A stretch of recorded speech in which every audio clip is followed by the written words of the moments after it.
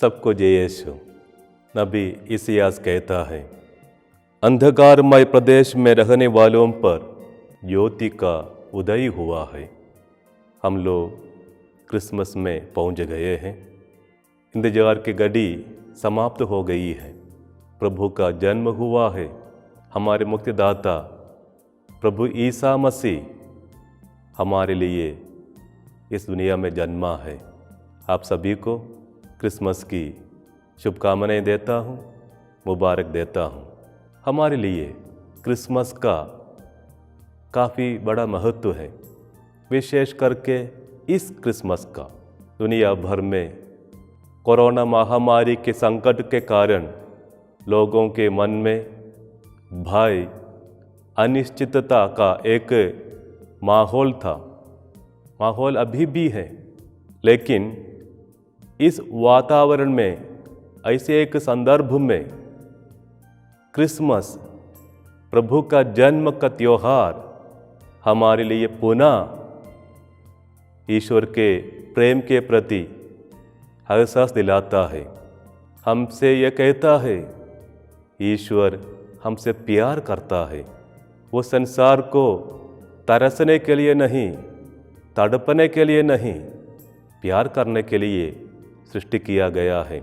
हम सभी को वो प्यार से भरने के लिए हमें इस दुनिया में भेजा है।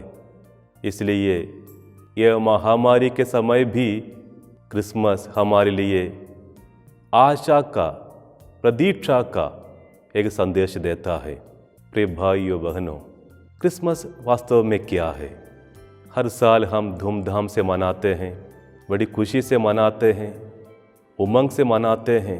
मनाना भी चाहिए, क्योंकि हमारा मुक्तिदाता का जन्मदिन है।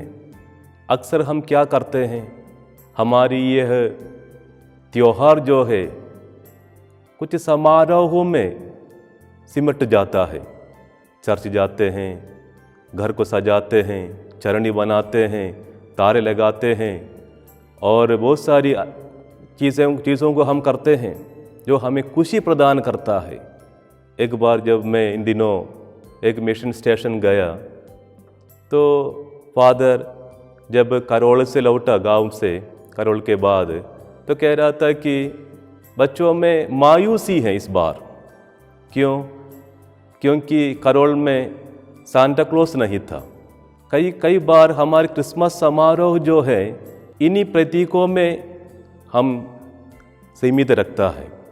चरनी हो, तारे हो, सांता क्लॉस हो, या मीठा बनाने को, केक बनाने का हो, जो भी है वो हमारे आनंद का प्रतीक है।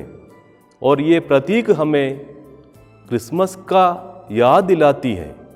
हमारे क्रिसमस का त्यौहार इन प्रतीकों में, इन समारोह अनुष्ठानों में सीमित नहीं होने चाहिए। इसलिए सवाल होता है कि क्रिसमस वास्तव में क्या है? क्रिसमस के पीछे का कारण और उसके कारण ईश्वर का प्रेम, ये सब हमें बार बार याद दिलाना चाहिए, ताकि हमारा और ईश्वर का वो रिश्ता, वो संबंध जो है हमेशा कायम रहे, मजबूत रहे।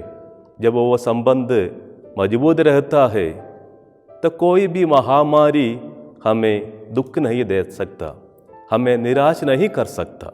यही संदेश ये क्रिसमस के द्वारा प्रभु हमें प्रदान करता है। इसलिए हमारा ये समारोह, क्रिसमस मनाने की रीति जो है परिवर्तन आना चाहिए। शायद दुनिया में पहली बार ऐसा आया होगा जब हम लोग क्रिसमस जो है मास्क पहनकर मनाते हो, या हम एक दूसरे के दूरी रख कर मनाते हो। वैसे हम कहते हैं ये मिलन का एक त्यौहार है, लेकिन सरकार हम कहते हैं कि दूरी बनाए रखो, मास्क पहनो। तो हमें क्रिसमस का अर्थ को पुनः सोचने के लिए मजबूर करता है। वास्तव में क्रिसमस क्या है? क्रिसमस प्रेम का त्यौहार है। संत यूहन्ना कहता है, संसार को ईश्वर इतना प्रेम किया कि उसने अपने इकलौते पुत्र को भेजा। वह पुत्र आज हमारे लिए जन्मा है। हमारे मुक्तिदाता बनकर हमें इस अंधकार से प्रकाश की ओर ले जाने के लिए, क्योंकि वह स्वयं ज्योति है। मैं संसार की ज्योति हूँ। वह ज्योति हमें प्रदान करने के लिए जन्मा है, ताकि हम कभी भी अज्ञानता का, भय का और अस्थिरता का अंधकार में ना रहे, बल्कि जीवन की ओर आगे बढ़े, ज्योति के संतान बनकर हम जीवन बिताए।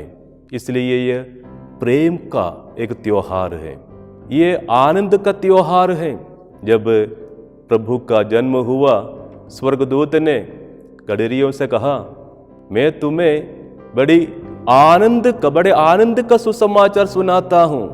आनंद का सुसमाचार, प्रभु हमारे लिए जन्मा है, हमारे मुक्तिदाता हमारे लिए जन्मा है। वह आनंद का सुसमाचार है। हमारी अशांति का, हमारी बीमारी का, हमारी चिंता का, हमारे तनाव का सब समाप्त हो रहा है, क्योंकि प्रभु हमारे जीवन में आए हैं। उस प्रभु को हमें अपनाना चाहिए। इसलिए ये क्रिसमस जो है आनंद का त्योहार है। भाई और बहनों, ये आनंद, ये प्रेम हम कैसे अनुभव कर सकता है, इसी की ओर हमें हमारे मन को ले जाना है, चिंतन करना है। जब ईश्वर किसी के जीवन में आता है तो उसकी प्रतिक्रिया किस प्रकार का होता है? एक विशेष प्रतिक्रिया होता है। लूकस के सुसमाचार में अध्याय 5 में हम लोग एक घटना को देखते हैं। प्रभु ईसा मसीह पेतरुस से मिलता है, उनको बुलाता है। प्रवचन देने के बाद नाव में बैठ करके, उसके बाद प्रभु ने पेतरुस से कहा, नाव को गहरे पानी में ले चलो। पेतरुस ने ऐसा किया और कहा, अभी जाल डाल दो मछली पकड़ने। तो पेतरुस के मन में संदेह आया, उनके मन में कुछ असफलता की जो अवस्था थी उसको प्रभु के सामने प्रस्तुत किया। प्रभु, मैंने रात भर प्रयास किया और मुझे कुछ नहीं मिला, यदि आपका है तो मैं करूँगा। जब उसने जाल डाल दी तो इतने सारी मछलियाँ फंसी, तो वह अपने नाव में नहीं समा पा रहा था। उनको और भी लोगों को बुलाना पड़ा उस मछली को समाने के लिए। तब पेतरुस एक बात कहता है। क्या कहता है? प्रभु, मुझसे चले जाइए, मैं एक पापी मनुष्य हूँ। जब कोई व्यक्ति, कोई इंसान ईश्वर से मुलाकात करते, उसके मन में एक एहसास होता है कि उसकी वास्तविक स्थिति क्या है। पेतरुस उस समय उस मछली के बारे में, उस जो सफलता मिली उसके बारे में नहीं सोचते हैं। वो प्रभु से मुझे मुलाकात हुई, वो मुलाकात को वो बहुत बड़ी आश्चर्य से, बड़ी प्यार से, आनंद से स्वीकार किया। अपनी अवस्था को महसूस किया कि मैं कौन हूँ इस प्रभु के सामने। क्रिसमस कि मैं हमारे प्रभु हमारे जीवन में आया है, तो हमारी मनोभाव, हमारी अवस्था उस प्रभु के सामने क्या है? प्रभु हमसे ये नहीं पूछते कि क्या चरनी बनाया, क्या क्रिसमस ट्री बनाया, क्या क्रिसमस कैरोल गाए, सांता क्लॉस आए। यह सब क्रिसमस का मतलब नहीं। यह सब एक प्रतीक है जो हमें क्रिसमस की ओर हमें इंगित करता है, दर्शाता है। इसलिए मैंने कहा, हमारे समारोह इन प्रतीकों में नहीं सिमटना चाहिए। वास्तविक समारोह जो है हमारा प्रभु का दर्शन है। वो दर्शन जब हमारे जीवन की अवस्था को हम स्वयं पहचानते हैं, प्रभु मैं तेरे सामने खड़े होने के लिए योग्य नहीं, मैं अपनी आंखों को तेरे ओर उठाने के लिए योग्य नहीं, उस नाकेदार के समान हमारा वो मन की भावना उमड़ना चाहिए। जब प्रभु हमारे जीवन में आता है, जब अवतरित होता है। यदि ऐसे नहीं है तो क्या होता है? क्रिसमस एक दिन के लिए रहता है, 2 दिन के लिए रहता है, उसके बाद हम भूल जाते हैं क्रिसमस को। क्रिसमस ऐसे भूलने वाला त्योहार नहीं। क्रिसमस हमारे जीवन के हर पल में, हर निमिष में, हर दिन में, हर बात में हमें मनाने का, हमें शक्ति देने का और हमें आगे ले चलने का, उम्मीद प्रदान करने का एक त्योहार है। ये एक साल में या एक पल में समाप्त नहीं होते हैं। हमारे जीवन भर जो है हमें वो क्रिसमस के आनंद में, वो प्यार में हमें रहना चाहिए। इसके लिए प्रभु हमारे जीवन में आना चाहिए। और उस प्रभु को स्वीकार करने के लिए जैसे संत यूहन्ना बपतिस्ता कहते तैयारी करना है। प्रभु का मार्ग तैयार करो। क्या करना उसके लिए? पश्चाताप करो। पश्चाताप किस बात की पश्चाताप? हमारी मानसिकता की, कमजोरियों की, दुर्बलताओं की, और उन दुर्बलताओं से उबरने के लिए, आगे आने के लिए हमें प्रभु का वो साथ चलना आवश्यक है। वो साथ चलने को हम क्रिसमस कहते हैं। इम्मैनुएल, प्रभु हमारे साथ है। और जो प्रभु हमारे साथ है वो प्रभु के साथ हम भी चल रहे हैं। चाहे हमारे जीवन में जो कुछ हो जाए, कितने भी बड़ी महामारी आ जाए, संकट आ जाए, कितने भी बड़े तनाव हो, बीमारी की अवस्था हो, हमें याद करना है कि प्रभु, मेरे प्रभु जो क्रूस पर मेरे लिए मरा था, वो प्रभु मेरे साथ हैं। उसने मेरे लिए अपने जीवन को कुर्बान कर दी, मेरे पापों से मुझे मुक्त किया। वो प्रभु मेरे साथ है, मुझ में जीवित है, क्योंकि प्रभु ने कहा मैं संसार का अंत तक तुम्हारे साथ रहूँगा। वही प्रभु अपने वचन को हमेशा उसमें कायम रहता है। इसलिए हमारे लिए क्रिसमस बड़ी उम्मीद का, बड़े आनंद का त्यौहार बन जाता है। इसलिए हमें इस क्रिसमस को और अर्थवत बनाने के लिए और इस क्रिसमस को आगे जीने के लिए क्या क्या कर सकता है, उसी की ओर एक और बार हमें मनन करना है। उसके लिए संत यूहन्ना बपतिस्ता का हमें उन वचनों को स्वीकार करना, जैसे यूहन्ना बपतिस्ता ने लोगों को समझाया कि आने वाले मुक्तिदाता को कैसे स्वीकार करें। जब फरीसी सदूकी लोग, हम क्या करें? पश्चाताप का फल उत्पन्न करो। उसने कहा वो पश्चाताप का फल, पश्चाताप क्या है? वो पश्चाताप वह है जब हमें एहसास होता है वो सर्वशक्तिमान प्रेमी पिता के विरुद्ध मैंने पाप किया, उस पिता के पुत्र कहने योग्य नहीं रहा, फिर भी प्यार से, प्रेम से मुझे अपनाने के लिए, स्वीकार करने के लिए मेरे जीवन में उतर कर आया है। उस प्रभु को हमें स्वीकार करना चाहिए। इसलिए पश्चाताप का फल कई प्रकार का होता है। उदासीनता की उन घाटियों को हमें भरना है। किस प्रकार से? सहानुभूति से। जो क्रिसमस हम मनाते हैं वो मेरे लिए ही नहीं, मेरे परिवार वालों के लिए ही नहीं, आसपास के लोग भी मेरे उस प्रेम में, मेरी उस खुशी में, आनंद में, वे भी आनंद मनाना चाहिए। उनके दुख में हमारा दुख, हम भी उनको शेयर करना चाहिए। उदासीनता के भावना से नहीं रहना चाहिए, सहानुभूति के साथ उनके साथ हम भी शामिल होना है। उन सहानुभूति, उन उदासीनता की घाटियों को हमें सहानुभूति की भावना से भरना है।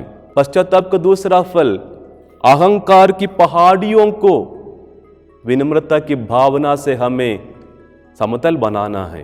अहंकार की, अहम, घमंड जो हमें दूसरे से मिलने के लिए रोकता है, वो पहाड़ बनकर हमारे सामने आता है। चाहे वो हमारे भाई से हो, चाहे हमारे रिश्तेदार से हो, चाहे हमारे पड़ोसी से हो, जो भी हैं, ये प्रभु का आगमन उस पहाड़ को, उस अहम की भावना की उस पहाड़ को समतल बनाकर विनम्रता की भावना से हमें आगे बढ़ना चाहिए। और जीवन में जो टेढ़े मेढ़े रास्ते हैं, प्रभु के प्रेम से हमें सीधा करना है। इधर उधर भटकना नहीं हमें। हमारी एक ही रास्ता, एक ही मार्ग है, प्रभु ईसा मसीह। सीधा है, सत्य है, वो जीवन है, वो ज्योति है। उसके पद पर हमें चलना है। हमें उस टेढ़े मेढ़े रास्ते को प्रभु प्रेम से हमें सीधा करना चाहिए। वो प्रेम जो हमारे जीवन में आज एक इंसान के रूप में अवतरित हुआ है। साथ ही साथ हमारे पाप की ऊबड़ खबड़ स्थानों को सच्चे पश्चाताप से चिकना करना है, चमकाना है। ऊबड़ खाबड़ रास्ते, स्थान जो है हमारे जीवन के उथल पतन जो है, जो भी है, वो सच्चे पश्चाताप से, वो पश्चाताप प्रभु प्रेम से निकलने वाला पश्चाताप से हमें चिकना कर, चमकाना चाहिए। जब इन भावनाओं को, इन कार्यों को हम पूर्ण रूप से करेंगे, प्रभु हमारे जीवन में पूर्ण रूप से अवतरित होता है। और वो अवतार, वो जन्म जो है केवल एक दिन में समाप्त नहीं होता है।